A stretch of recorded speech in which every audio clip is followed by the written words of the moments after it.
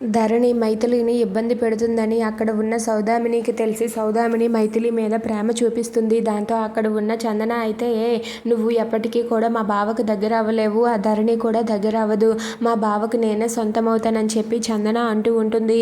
ఆ మాట వినగానే మైథిలి అయితే చూడండి అత్తయ్య ఏం మాట్లాడుతుందో, ఒకవైపు ఆ ధరణి టార్చర్ తట్టుకోలేకపోతున్నాను, ఇంకోవైపు ఇదిగోండి ఈ అమ్మాయి చందన టార్చర్ తట్టుకోలేకపోతున్నాను, ఏం చెయ్యాలో మీరే చెప్పండి అత్తయ్య, ఎందుకు అత్తయ్య నాకు ఈ టార్చర్, అసలు భావను నేనే సొంతం చేసుకుంటాను అని చెప్పి అక్కడ ఉన్న ఆ మైథిలి అంటూ ఉంటుంది. ఆ మాట వినగానే చందన అయితే లేదు నేనే సొంతం చేసుకుంటాను అంటుంది.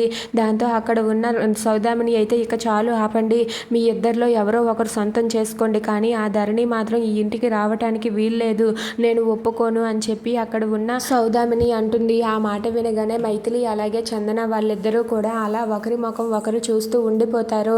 భావని ఎలాగైనా సరే నా కొంగు కట్టేసుకుంటానని చెప్పి మైథిలి అంటుంది. దాంతో చందన అయితే నేను తలుచుకుంటే భావన నా చుట్టూ తిప్పుకునేలా చేస్తాను చూస్తూ ఉండు అని చెప్పి చందన అంటుంది. అలా వాళ్ళిద్దరూ కూడా భావని ఎవరు సొంతం చేసుకుంటారా అని చెప్పి ఛాలెంజ్ చేసుకొని ఇద్దరూ కూడా చాలా పంతంగా ఒకరు అటువైపు ఒకరు ఇటువైపు తిరిగి నిలబడతారు.